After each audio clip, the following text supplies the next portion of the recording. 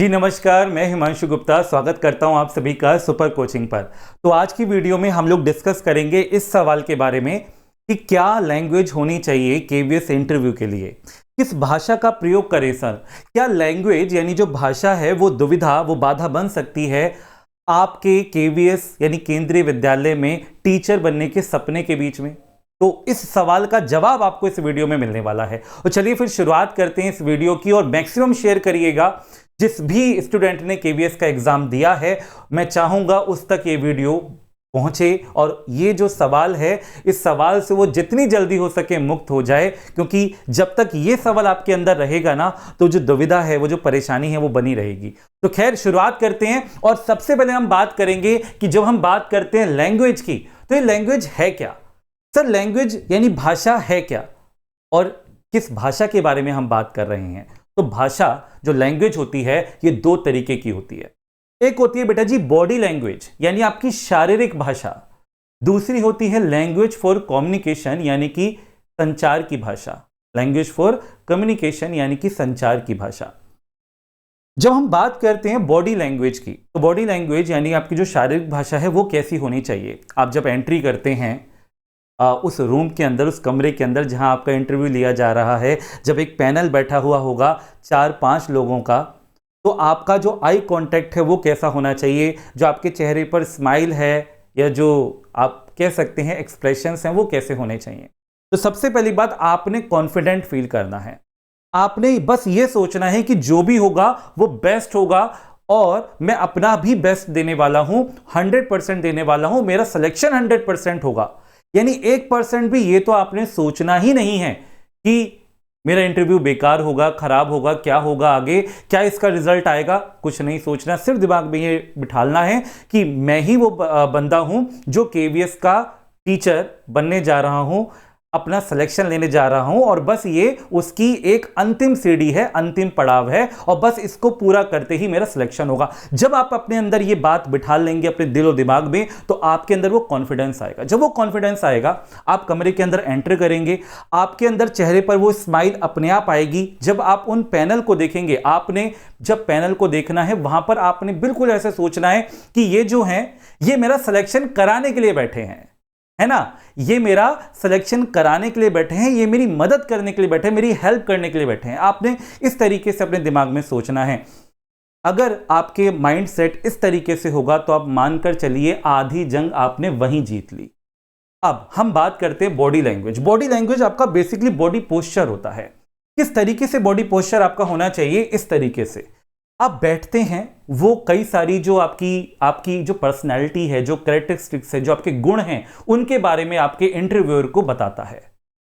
जैसे हम बात करें कि जो आपकी बॉडी लैंग्वेज है वो आपको बताती है आपके कॉन्फिडेंस लेवल को। जब हम बात करें कि जो गर्ल्स हैं वो इस तरीके से बैठेंगी, जो बॉयज हैं वो इस तरीके से बैठेंगे, तो आप कहोगे सर हम और किस तरीके से बैठते हैं। तो कई बच्चे होते हैं, कई स्टूडेंट होते हैं, वो कई ऐसे होंगे जो क्रॉस लेग करके बैठेंगे, ये रॉन्ग है। कई होंगे कि जो वाइड ओपन लेग करके बैठेंगे, वो भी रॉन्ग है। तो कहने का मतलब अगर आप वाइड ओपन लेग करके बैठे हो ना तो अब मैं आपको बताना चाहूंगा कि किस कैरेक्टरिस्टिक, किस गुण को, किस कैरेक्टरिस्टिक को यह एक्सप्रेस करता है। ये देखिए जरा, तो ये ओपन पोस्चर जो होता है मोर रिलैक्स, यानी कि आप बिल्कुल रिलैक्स हो, इसको एक्सप्रेस करेगा। ओपन एटीट्यूड है तो हमें इस तरीके से नहीं दिखाना, आपको रिलैक्स रहना है लेकिन मोर रिलैक्स नहीं रहना। दोनों के बीच में डिफरेंस है, अंतर है, ठीक है। अगर आप क्रॉस लेग करते हैं तो डिफेंसिव और नेगेटिव एटीट्यूड हो जाता है टुवर्ड्स द इंटरव्यूअर, है ना। तो आपने इस बात का ध्यान रखना है कि आपका जो बॉडी पोस्चर है वो इस तरीके से होना चाहिए। ये आपका पॉजिटिव एटीट्यूड दिखाता है, आपकी स्मार्टनेस दिखाता है, आपका कॉन्फिडेंस लेवल दिखाता है कि आप कॉन्फिडेंट हैं, ठीक है। तो आपका बॉडी पोस्चर कैसा होना चाहिए, इस तरीके से होना चाहिए। पहली बात तो ये तो हो गई बॉडी लैंग्वेज वाली बात। दूसरी बात कि अब बात आती है कि दूसरी लैंग्वेज कौन सी सर। तो यानी कि ऑब्वियसली बात है लैंग्वेज फॉर केवीएस इंटरव्यू। यानी हम लैंग्वेज का यूज करते क्यों है, सीधी सी बात है सर, एक्सप्रेस करने के लिए, अपने आप को व्यक्त करने के लिए। अब ये लैंग्वेज कौन सी होनी चाहिए एक्सप्रेस करने के लिए। तो कई सारी लैंग्वेज है भाई, भाषाएं हैं।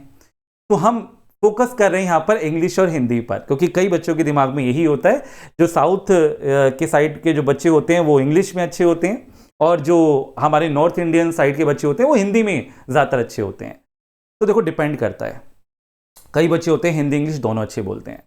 तो इंटरव्यूअर ने आपके लिए कोई सवाल पूछा और वो सवाल इंग्लिश में भी हो सकता है, हिंदी में भी हो सकता है, वो बाइलिंगुअल भी हो सकता है। तो जिस मीडियम में, जिस माध्यम में आपसे सवाल पूछा जाए, जैसे मान लीजिए उन्होंने इंग्लिश में सवाल पूछा, आपसे इंग्लिश में पूछा कि टेल मी अबाउट योरसेल्फ, या फिर आपकी हैबिट्स के बारे में पूछा, जो भी उसने आपसे पूछा आप इंग्लिश में ही उसको रिप्लाई देंगे। अगर उसने हिंदी में पूछा तो आप हिंदी में जवाब देंगे। अगर उसने बाइलिंगुअल में पूछा है तो आप बाइलिंगुअल में ही अपना आंसर करने वाले हैं, यानी हिंदी इंग्लिश दोनों में आंसर करने वाले। ऐसा इसलिए क्योंकि जब आप बच्चों को पढ़ाने जाएंगे केवीएस के अंदर, केंद्रीय विद्यालय के अंदर, तो कई बच्चे ऐसे होंगे जो सिर्फ हिंदी जानते होंगे, कई बच्चे ऐसे होंगे जो इंग्लिश जानते होंगे। तो आपने बाइलिंगुअल में आंसर करना होता है, मतलब समझाना होता है, पढ़ाना होता है। तो ये जो बाइलिंगुअल वाला मोड है ना, ये बेस्ट मोड होता है, बेस्ट मोड होता है।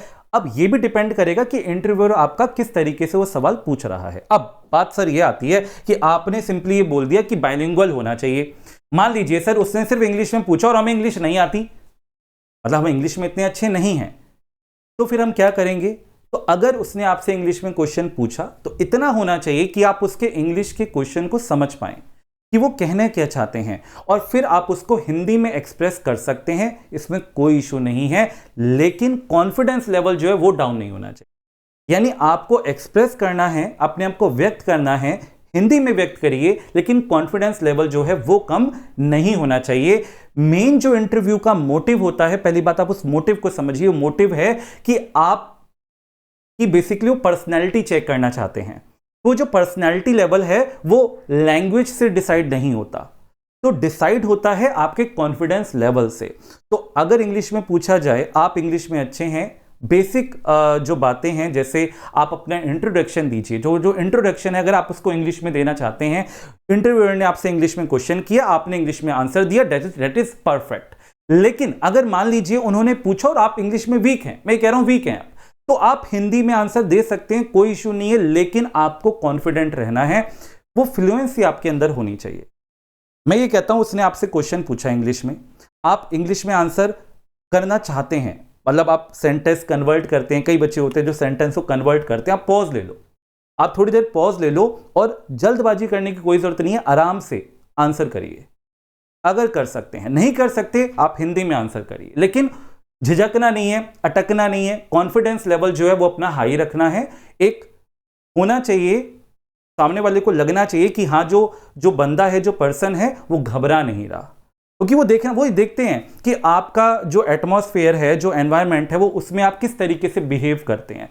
तो जो बिहेवियर है वो आपने अपना शांत रखना है, काम रखना है, चाहे आप इंग्लिश मीडियम यूज करें, चाहे आप हिंदी मीडियम यूज करें। तो मेरे ख्याल से आपको अपना जवाब मिल गया होगा कि लैंग्वेज जो है वो आपने यूज करनी है कि जो आपको कॉन्फिडेंस दे, जिस लैंग्वेज में आप कंफर्टेबल हो, ठीक है। और अगर आप दोनों में कंफर्टेबल हैं, तो मैंने आपको कहा कि अगर वो इंग्लिश में क्वेश्चन करते हैं तो आप इंग्लिश में आंसर देंगे। अब ऐसे नहीं वो इंग्लिश में मतलब जैसे वो हिंदी में कर रहे हैं तो आप इंग्लिश में आंसर कर रहे हैं, फिर ये भी गलत होगा। अगर वो हिंदी में पूछते हैं तो आपको हिंदी में आंसर देना है, इंग्लिश में पूछते हैं आपने इंग्लिश में देना है, बाइलिंगुअल में क्वेश्चन करते हैं आपने बाइलिंगुअल में आंसर देना है। लेकिन अगर वो इंग्लिश में क्वेश्चन करते हैं और आपको इंग्लिश आप स्पीक करने में, बोलने में आप कंफर्टेबल नहीं है, लेकिन हाँ आप समझ गए हैं, तो आप हिंदी में आंसर दे सकते हैं, उसमें कोई भी इशू नहीं है, ठीक है। तो ये आई थिंक आपके अंदर एक कॉन्फिडेंस पैदा करेगी और आपको अपने सवाल का जवाब मिल गया होगा। अभी हम और इस तरीके से आपके लिए वीडियोस लाते रहेंगे, तो बने रहिए सुपर कोचिंग के साथ। आई होप सो आज का सेशन आप सभी के लिए बेनिफिशियल रहा होगा। इसको ज़्यादा से ज़्यादा शेयर करिएगा। तो मिलते हैं नेक्स्ट क्लास में। जय हिंद, जय भारत, नमस्कार। आप सभी का दिन बहुत बहुत शुभ हो।